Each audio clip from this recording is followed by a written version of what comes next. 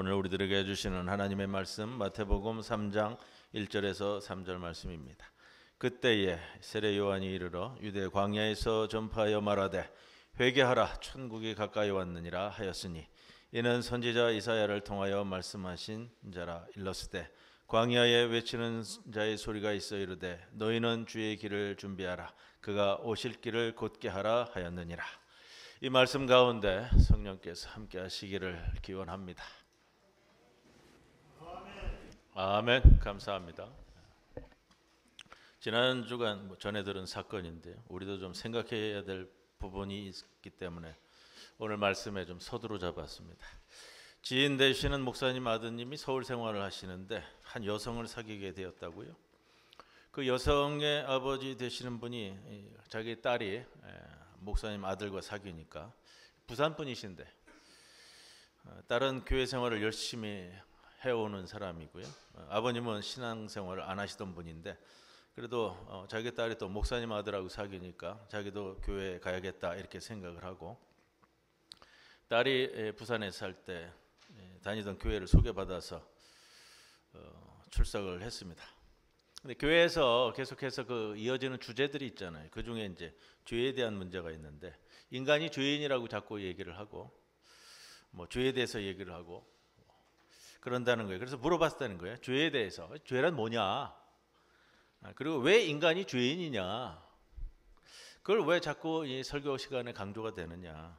죽을 수밖에 없는 죄인이라고 그러는데 그래서 우리가 그리스도의 보혈로 죽을 죄에서 노임받았다고 설교가 되는데 이게 무슨 말이냐 정확히. 그런데 교회의 어떤 목회자도 그 부분에 대해서 명쾌한 대답을 안 주더라는 거예요. 자기가 받아들이기에. 여러분, 그래서 거의 실망한 상황이다. 이제 그런 이야기가 들려왔어요. 제가 그 이야기를 전해 들으면서 이런 생각을 해요. 우리 성도들은 어떻게 생각하고 있을까? 여러분들은 어떻게 생각하고 있어요? 여러분 죄인이에요? 죄인 무슨 죄 저질렀어요? 죽어야 돼요? 여러분 저지른 죄 때문에? 아니 말씀해 보세요. 여러분 어떤 죄를 저질렀기 때문에 죽어야 되는 거예요? 죽어. 그래서 내가 죽어야 되는데 왜 예수님이 나를 대신해 가지고서 죽었기 때문에 내가 살았다라는 이 교리적인 이 패턴을 여러분들 어떻게 받아들이시고 있냐 이거예요 지금. 무슨 죄질러? 학살했어요? 전두환이처럼 5.18 때? 예? 수백 명을 저 총칼로 막 이게 학살을 저질르셨냐고. 아니면 남모르게 살인을 저질르셨어요? 우리가 뭐 술 먹고 담배 먹는 게 이게 저 죄예요? 술 먹고 담배 먹는 죄가 이게 내가 죽어야 할 죄냐고요?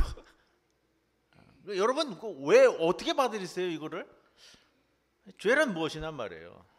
정말로 내가 용서받지 못할 죄 짓고 죽어야 되는 사람들이냐? 이게 뭘 말하는 거예요 지금? 죄란 무엇인가 물어보면은 이제 그런 말 있잖아요. 하나님께 불순종하는 게 죄입니다. 하나님과 멀리 떨어져 사는 게 죄입니다. 하나님처럼 되고자 하는 것이 죄입니다. 이건 뭐 바벨탑 사건을 통해서 하나님과 같이 되고자 했던 그 마음들 이런 것들을 얘기하는데 이 조직신학 교과서에 나오는 내용들이거든요. 여러분 신앙으로 여러분 죄인인데 제가 몇 차례 말씀드렸어도 잘 생각을 못 하시는 건지 기억을 못 하시는 건지 이거 원어적인 원뜻을 알고서는 이해를 하면 우리 그리스도교에서 뭘 이야기하는지를 좀 알기 때문에 제가 몇 번 강조했는데도 불구하고 오늘 또 말씀을 드려요. 죄라는 단어는 헬라어 성경에는 하마르티아라는 단어를 쓰고요. 히브리어로는 하타라는 단어를 씁니다. 말씀드렸어요. 하마르티아라는 건 뭐냐면 궁수가 활 쏘는 사람이 화살을 쏘는 거예요. 화살을 관역을 향해서 쐈는데 그 화살이 빗나가요. 그걸 죄라고 그래요. 하마르티아라고. 이게 헬라어의 원뜻이거든요. 하나님이 인간을 창조하실 때 하나님의 형상을 따라 하나님의 형상을 따라 지으셨다라는 것은 뭐냐면 고대 사회에서 형상, 이미지라는 것은 그 자체를 얘기해요. 그러니까 하나님께서 인간을 창조하실 때 그 형상을 따라 지으셨다라는 것은 하나님이 거기에 준하는 만큼의 생각을 갖고 인간을 창조하셨다는 말씀이고요. 그리고 하나님께서 숨을 코에 불어넣으시니 생명이 된지라 라는 것은 하나님께서 하나님의 영을 인간 이 가슴 속에 불어넣으셨다라는 말씀이 되잖아요. 이게 우리의 창조신학이라는 말이에요. 그래서 주님께서 우리를 뭐라고 불러주셨어요?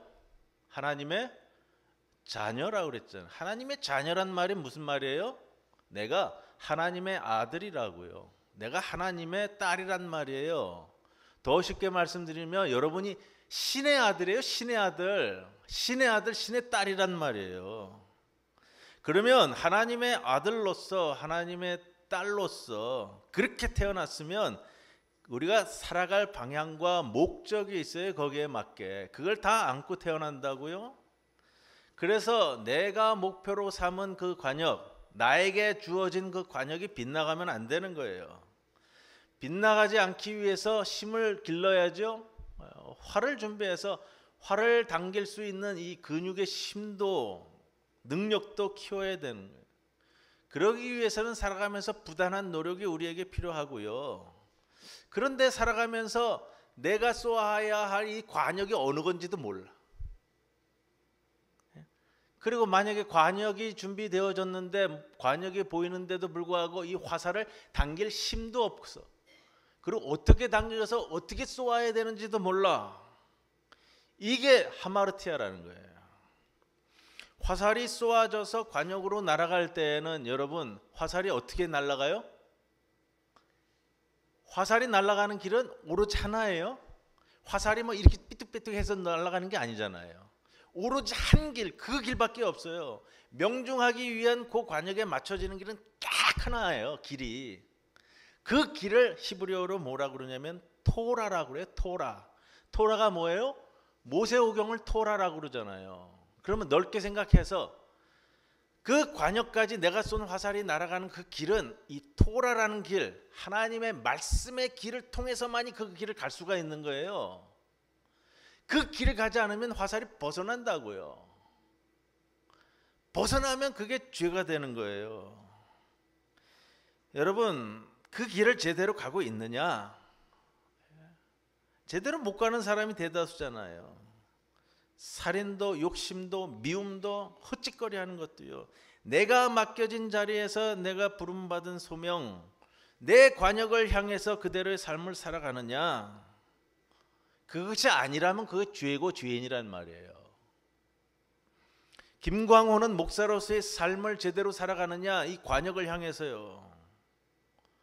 여러분들은 여러분들이 부름받은 그 삶을 하나님께서 나를 창조하신 그대로 내가 이루어야 할 삶을 그대로 정말로 충실히 살아가고 있느냐 그걸 묻고 있습니다.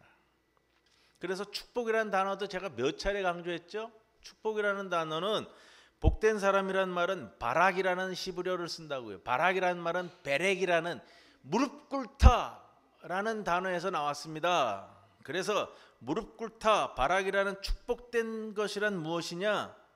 여러분 내가 이 세상에 태어나서 내가 무릎 꿇고 평생 순명할 그 일을 찾아서 그 일대로 살아가는 사람이 축복된 사람이라는 거예요. 그래서 대표적인 사람으로 제가 사도 바울을 이야기했고요. 사도 바울이 정말로 뭐 고생했어요. 말씀 전한다고. 그러나 그 사람을 복된 사람이라고 아니라고 아무도 얘기 못해요. 그런 사람이 그 복된 성경에서 말하는 복된 사람이에요. 아브라함이 그랬고요. 슈바이처가 그랬고요. 그러나 너무 성격의 영웅적인 인물을 바라보지 않더라도요. 우리 이 뭐 현대 사회에서 농촌 교회에서 평생 돌보시는 목사님 보시면요. 그분이 뭐 목회적인 능력이 부족하고 뭐 해가지고 농촌에서 평생 사시는 분이 아니잖아요. 농촌 교회에서 장로님으로서 평생 사셨던 분. 예? 농촌교회 인원도 없어가지고 30대에 이 장로님으로 임직해가지고 70에 은퇴할 때까지 오로지 그 교회의 모든 것을 감당하면서 지내셨던 이런 장로님들, 그런 분들이 하나님께서 주신 그 관역을 향해서 오늘도 묵묵히 걸어가면서 평생을 걸어갔던 사람들이잖아요. 그 삶을, 나에게 주어진 삶을 그대로 살아가고 있느냐? 그것이 아니라면, 거기서 벗어난다면 그게 죄라는 거예요. 그대로의 삶을 관역을 향해 나아가지 못하고 딴짓거리하면요, 이게 곤란하잖아요. 대통령이라는 직임을 받았는데 자기 마음대로 안 된다고 자기 국민들에게 군대를 동원해서 총불이나 겨누고, 이게 죄고 이게 죄인이란 말이에요. 여러분 그런 이 저기 원어적인 표현을 제가 계속해서 드리는 이유는요. 그걸 통해서 우리가 가지고 있는 개념이 정확한가? 내가 하는 말이 계속 이게 정확한 말을 내가 쓰고 있느냐? 제가 몇 차례 강조하니까 여러분들 더 이상 쓰지 않는 말은 그런 게 있어요. 이 잘 모르면 쓴다고요. 어느 분이 이제 소천하셨는데 하늘의 부름을 받았다는 뜻이죠. 예. 자꾸 하셨어요. 타계하셨다고요. 별세하셨는데 인사를 하면서 꼭 그 말씀을 쓰잖아요. 고인의 명복을 빕니다. 제가 그 말씀 쓰시지 말라고. 명복이라는 건 뭐예요? 죽은 자를 위해서 복을 비는 건데 이게 우리가 신과 함께라는 예전에 그 영화에서 나오지만 이게 불교 용어란 말이에요. 죽은 사람이 염라대왕 앞에 가기 전까지 7번에 걸친 그 심판의 과정을 겪는데 그 심판을 잘 버티고 잘 견디게 해주는 그 복을 빌어주는 게 그게 명복이에요. 그리스도인들에게는 이거 쓰면 안 돼요. 예? 여러분들이 단어를 사용할 때 이게 내가 사용해야 할 단어인지 아닌지, 내가 성경에서 말하는 죄와 죄인이라는 게 무엇인지 이거 성찰 없이 그냥 뭐 죄인이래. 내가 죽일 죄인이래. 근데 내가 왜 죽을 죄인인지도 모르면 평생 살면서 내가 죽을 죄인으로 그냥 살다가 죽는 거 아니에요. 그냥 벗어나지도 못하고. 그걸 내가 벗어나 있으면 이걸 회복해야 하잖아요. 회복. 제자리로 돌아와야 된다는 거예요. 제자리로 돌아오는 게 그게 구원인 거예요. 그러면서 오늘 이제 좀 더 우리가 조금 기억해야 될 말씀이 이게 회개하라 천국이 가까웠느니라. 제가 이 제목 가지고 여러분들과 말씀을 나누기 위해서예요. 회개하라 천국이 가까웠느니라라는 것이 왜 중요하냐면 세례 요한이 마태복음에서 세례 요한이 등장하면서 첫 번째 했던 설교가 이거 회개하라 천국이 가까웠느니라. 4장 17절에 가면 예수 그리스도께서 공생애를 시작하면서 첫 번째 등장하면서 동일한 설교를 선포한다고요? 예수님의 등장과 함께 이 말이 선포되어졌으면 그게 왜 얼마나 중요하고 첫 번째 등단 과정에서 선포하는 말씀이잖아요. 그걸 우리가 기억하기 위해서 오늘 이 제목을 잡았어요. 마태복음 3장 예수님이 태어난 후에 30년이 지나 시작합니다. 세례 요한의 활동과 예수님이 세례받는 장면, 유혹, 시험 이야기가 이제 3절에 4장 이게 뒤따라가는데 4장 17절 가서야 예수님께서 본격적으로 활동하기 시작을 해요. 마태복음서 기자는 세례 요한을 구약 성서에서 가장 중요한 예언자라고 여기는 엘리야와 좀 이렇게 동치시키는 것 같아요. 열왕기하 1장 8절에 엘리야를 설명하는 장면이 이렇게 나왔어요. 털이 많은 사람인데 허리에 가죽띠를 띄었다. 돈굽으로 놓고 시작하고 싶은 마음이 있는 것 같아요. 세례 요한이 회개를 촉구하고 하늘나라가 이미 와 있다고 선포합니다. 이 구절은 4장 17절에 예수님도 반복하고 있고요. 그런데 이런 게 있어요. 굉장히 간결한 선포잖아요. 간결한 설교고 회개하라 천국이 가까이 왔다. 요건데 이 구절을 읽으면서 의문이 되는 거 이거예요. 자, 회개한 인간을 하나님께서 어떻게 하실런지, 세례 후에 회개한 인간은 어떤 삶을 살아야 하는지에 대해서 성경이 더 이상 부연 설명을 하고 있지 않는 게 우리에게 이게 어려움인 거예요. 세례 요한은 보통 우리 예수 그리스도에 대한 전조다 이렇게 얘기해요. 그래서 예수님의 탄생과 선포, 순환과 처형, 이것이 동일하게 세례 요한의 전형으로 이루어지는데, 자, 요한이 오늘 등장하는 것은 하나님과 홀로 지내는 사막 수도사들처럼 광야에서 시작을 합니다. 광야. 재밌는 장면이에요. 1절 보세요. 세례 요한이 이르러 유대 광야에서 전파하여 말하되. 광야에 사람이 있어요, 없어요? 말씀을 전하려면 도시에 가서 전해야지 많은 사람이 듣잖아요. 광야에서 전하는데 왜 광야에서 전할까? 사람이 없는 사막 지역인데. 이런 의구심이 들면서 성경을 보셔야 되잖아요. 광야는 고대 근동 지역 전통에서 하나님의 목소리를 기다리는 장소예요. 그리고 세례 요한이 이곳에서 그 누구도 하지 않았던 새로운 의례를 베풀고 시작하는데 그게 세례입니다. 세례. 세례의 기원은 좀 불분명해요. 유대인들 중에 당시 사막 광야에서 금욕 생활을 하던 에세네파 사람들 기록에 의하면 물속에서 지금 우리가 생각하는 세례는 우리는 요즘 세례기에다 물을 담아서 머리에 뿌리는 것으로 세례를 거하는데, 원래 이 세례 요한의 장면에 나오면 침례잖아요. 침례. 온몸을 다 담그는 거예요. 당시 비슷한 것을 한 것은 에세네파 사람들인데 물속에서 정결례를 행했습니다. 정결례, 물속에 완전히 들어갔다 나옴으로 인해서 깨끗해지는 거예요. 근데 이 정결례는 반복하는 거예요. 반복. 매번 이 깨끗하게 만들기 위해서. 그러나 세례는 좀 다르잖아요. 반복하지 않아요. 여러분들 세례 한번 받으면 그거로 죽을 때까지 그냥 가는 거예요. 세례는 뭐 죄를 씻는다라는 의미로 가면은 뭐 그럴 수도 있는데, 그래서 중세 시대 때 기사들이 세례를 받을 때 언제 받았냐면은 기사들이 전쟁을 치르고 사람을 죽이잖아요. 그러니까 죄를 씻고 천국 가겠다고 세례를 안 받다가 죽을 때 돼서야 세례 받고 가는 중세 기사들이 많았고요. 그리고 우스갯소리지만 이 사실적인 거예요. 기사들이 세례를 받을 때 자기 손과 칼은 짚고서 머리 위로 올려가지고 요 밑으로만 세례를 받았어요. 그런 에피소드도 있어요. 왜냐하면 칼 든 손은 세례를 안 받고 자기의 행할 일을 해야겠다고 생각했기 때문에 이제 그런 에피소드들도 있는데, 세례는 반복하지 않은 한 번의 사건입니다.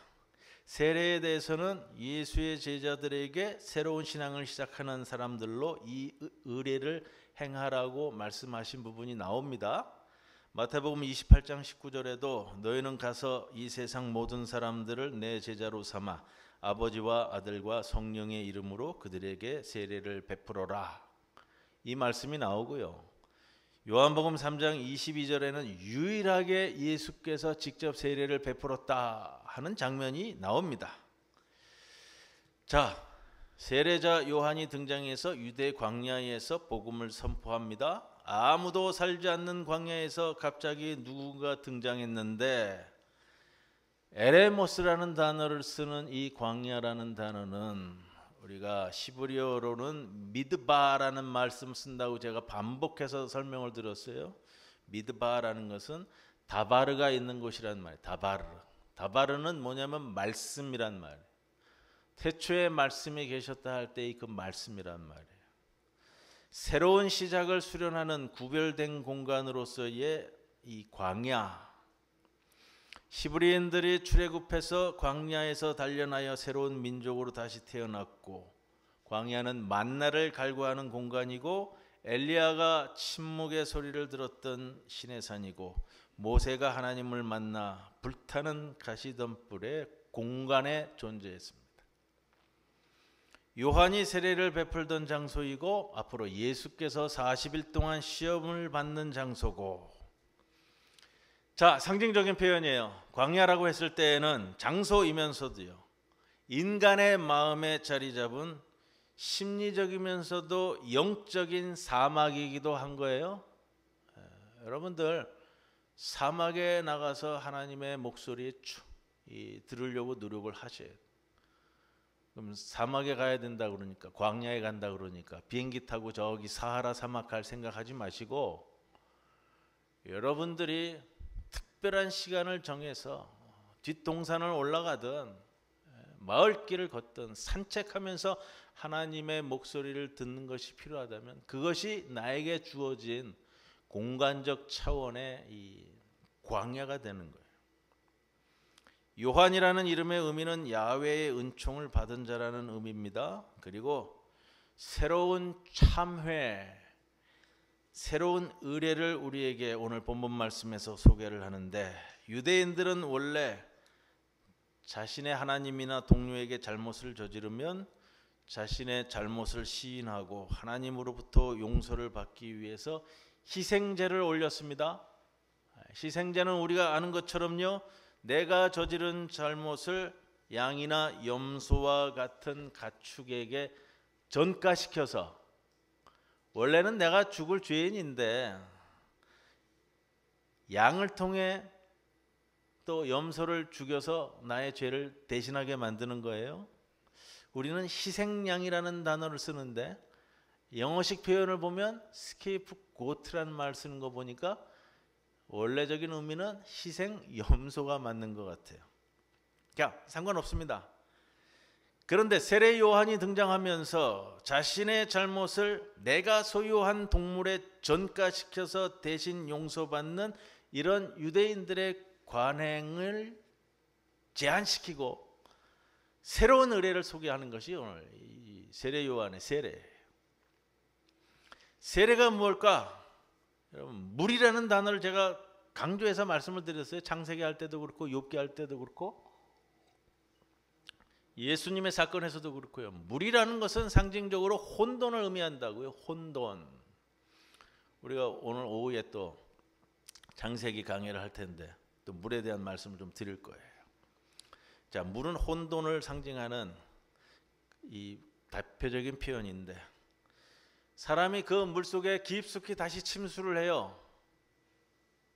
그리고 질서를 상징하는 물 밖으로 나오는 거예요. 새롭게 나오는 거예요. 아기가 엄마 뱃속에서 양수 속에 있다가 10달이 돼서 때가 되면 새로운 태어남 가운데서, 새로운 태어남이라는 것이 엄마 뱃속에서 만들어지는 태어남이 있고요. 그 다음에 양수를 벗어나서 이 세상에 나오는 또 다른 새로운 태어남이 있잖아요. 자, 예전에 좀 말씀드렸으면 지난 가을인 것 같아요. 새끼 거북이가 자신을 안전하게 감싸고 있는 자신의 알을 자신이 가지고 있는 임시 치아를 통해서 부수고 깨어나는 행위. 세례 요한이 이 세례라는 것을 처음으로 기독교에 정착시킨 인물이에요. 새로운 삶을, 세례를 통해서 새로운 삶을 갈망하는 사람들, 세례 요한의 외침에 따라서 사람들이 모여들어서 세례를 받았잖아요. 그리고 예수께서도 세례를 받는 이유가 거기 있어요.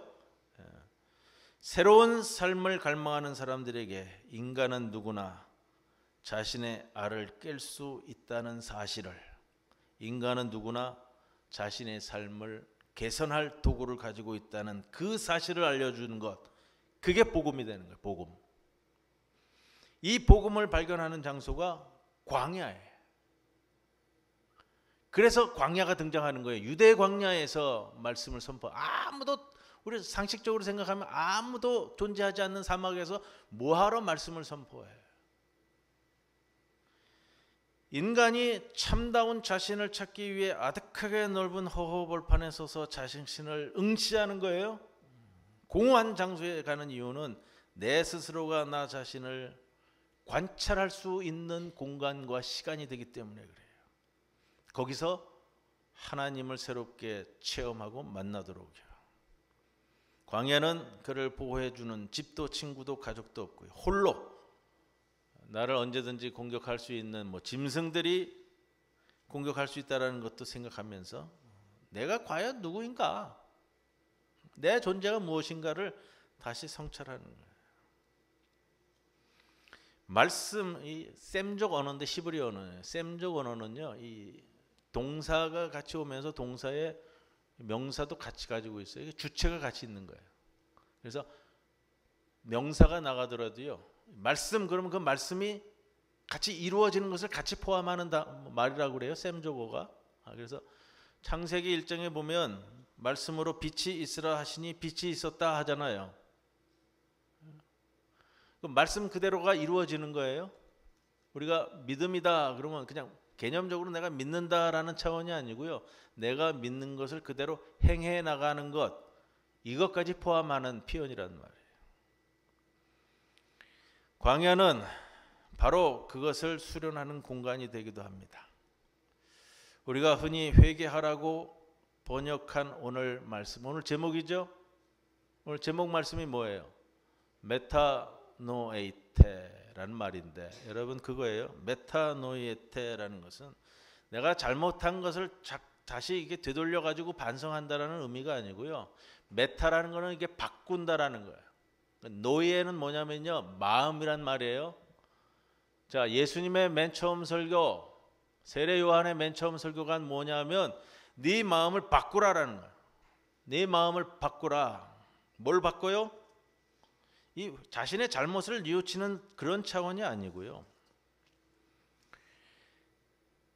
내가 담고 있는 지금의 내 마음, 돈만 생각하는 내 마음, 명예만 생각하는 내 마음, 내가 이 세상에서 어떻게 살까, 무엇을 먹을까, 무엇을 입을까 하는 그 마음, 그 마음을 바꿔서 너의 원래의 자리, 하나님이 나를 창조하셨을 때의 그 자리로 되돌아가야 되지 않느냐라는 거예요. 돌아간단 말이에요. 돌아간다. 어디로 돌아가요? 하나님께서 나를 창조하셨을 때의 그 자리, 하나님의 형상 그대로 하나님의 생명을 부어준 그 자리로 돌아가라는 말이에요. 이게 변해라, 너의 마음을 바꿔라 라는 뜻이고요. 자, 그걸 그저 잘못을 뉘우치고 삶을 다시 바로 잡아라 라는 의미로 얘기한다면 원래적인 의미에서 좀 너무 멀어요. 그런 말이고, 자, 두 번째로는 우리가 천국이 가까웠다라는 말이에요. 천국이 가까웠다. 천국이 가까웠다라는 말에서는 우리가 두 가지를 생각해야 돼요. 여러분, 이거 개념적인 것이기 때문에 여러분들이 명확히 알고 있어야 되는데, 첫째는 천국이라는 거 하고요, 두 번째는 가까이 왔다라는 거 하고요. 이게 무슨 말이냐라는 거예요. 자, 천국이라는 용어는 착한 일 이룬 사람들이 나중에 죽어서 가는 하늘에 있는 특별한 장소일까? 내가 잘 믿고 선행을 따르면 내가 죽어서는 나중에 하나님께서 마련한 그 하늘에 있는 특별한 장소로 가느냐? 사람이 죽으면 영혼 불멸해서 그 영혼이 가는 장소일까? 어디가 하늘이고 어디가 지옥일까? 하늘은 저 높은 곳에 있을까? 무한한 우주에서 하늘이 잡고 있는, 우리가 생각하는 죽으면 가는 그 하늘나라는 어디에 자리 잡고 있을까? 하늘이 꼭 장소를 이야기할까? 헬라어 성경 구절을 축자적으로 번역하면 말 그대로예요. 하늘에 있는 왕국 이렇게 되는데, 천국, 왕국이라는 뜻은 바실레이아라는 단어를 쓰는데요, 원래의 뜻은 뭐냐면 왕이 통치하는 한정된 이 국경을 지닌 왕국이라는 표현도 되는데,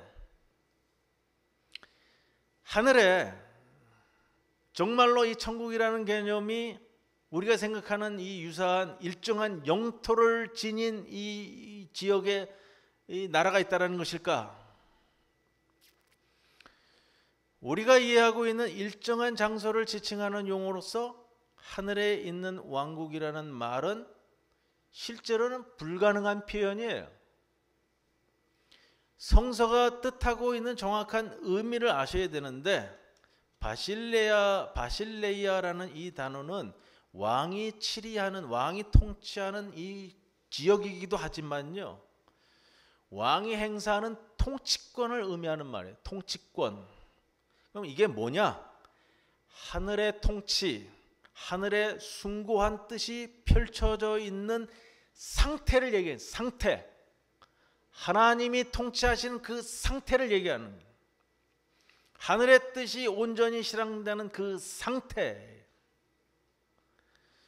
우리가 흔히 천국이라고 알고 있는 용어는 장소를 뜻하는 것이 아니고요, 하나님의 숭고한 뜻이 이 땅에 이루어지는 상태를 얘기하는 표현이에요. 세례 요한은 그런 상태가 이미 우리 곁에 와 있다라고 말합니다. 하늘이라는 뜻도 그래서 의미가 되는 거예요. 하늘이라는 것이, 우리가 하늘 그러면 단수형으로 쓰잖아요. 성서에서는 복수형으로 쓴단 말이에요. 하늘들인데 하늘들이 와 있다래. 하늘들, 이게 무슨 말이냐? 그 상태가 이미 우리 곁에 와 있다고 말합니다. 말 그대로는 가까이 와 있다라는 건데, 하늘의 숭고한 뜻이 펼쳐져 있는 그 상태가 우리 매우 가까이에 와 있는 상태, 이미 도래한 그 상태를 의미하는 거예요. 쉽게 말씀드리면 이렇게 표현돼요. 하늘의 통치가 이미 도래해 널리 퍼져 있다. 너희들의 마음을 바꾸면 그걸 볼 수가 있고 보여진다. 그 마음을 갖고 살아라는 얘기예요. 인간이 정신을 차리고 내 가슴속 깊이 존재하는 하나님의 형상을 회복한다면 그에게는 하늘의 뜻이 이루어지는 그런 삶을 이미 사는 것이다. 이게 오늘 회개하라 천국이 가까이 왔느니라의 원어적 뜻이에요.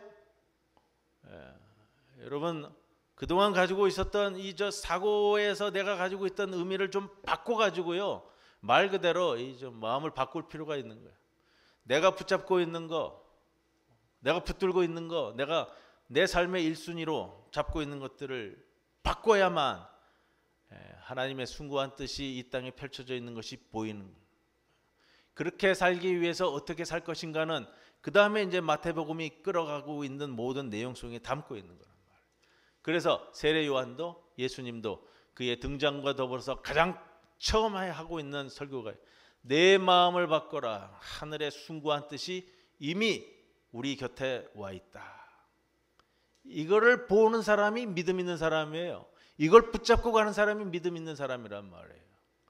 그런 사람은 이 세상에서 어떻게 살 것인가 하는 것을 내가 바라보면서 만들어가는 거예요. 지난 한 2주 동안 설날 연휴에는 멈춰섰지만 헌재 탄핵 변론하는 거를 때로는 전 장면을 때로는 부분 봤어요. 다른 말씀드리고 싶은 건 아니고요. 이런 거 말씀드리고 싶어요. 제가 그 탄핵 변론 6차까지 보면서요, 크게 느끼는 건 하나예요. 진실을 말하는 자는 명확하고 똑똑해요. 진실을 말하는 자는 명확해. 왜? 내가 그걸 경험했고 내 기억 속에 정확히 남아있고 그리고 똑똑하게 그거를 판단해 갖고 말할 수 있어요. 근데 거짓을 말하는 자는 불명확하고 그 다음에 멍청하더라고. 거짓을 말하려고 하니까 자꾸 꼬이는 거예요. 자꾸 이랬다 저랬다고 누구하고 맞춰야 되는데 이게 안 되는 거예요. 이게 여러분 그 삶을 사는 거예요. 우리가 진실을 말하는 자는 명확하고 똑똑해. 정확하단 말이야. 왜?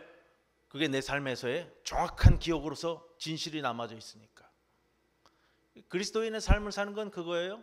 진실한 삶. 하나님이 내게 주신 그 진실한 삶을 그대로 살아갈 수 있는가? 마음을 바꿔라. 네가 가지고 있는 여태까지의 마음에서 돌이켜가지고 하나님이 너를 창조하실 때 가지고 있었던 그 삶 그대로를 너희가 살아가라라는 것을 세례 요한의 등장에서도요. 따라서 마태복음 4장 17절에서 예수 그리스도께서도 처음 등장하시면서 우리에게 선포하시는 말씀. 회개하라 천국이 가까웠느니라. 이 표현보다는요. 너의 마음을 바꾸라. 하늘의 숭고한 뜻이 이미 우리 옆에 와 있다. 이 말씀으로 기억하시고 이 말씀 붙들고 살아가시는 성도 여러분들이 되시기를 주님의 이름으로 간절히 축원을 드립니다. 고마우신 아버지 하나님 감사합니다. 오늘도 주님의 말씀을 통해 생각하게 하시고 성찰하게 하시고 내게 주신 그 말씀을 붙들고 어떻게 살아갈 것인가 고민하면서 그 말씀 붙들고 그대로 살아갈 수 있는 우리 성도들 되게 하여 주옵소서. 감사하며 예수님의 이름으로 기도드리옵나이다. 아멘.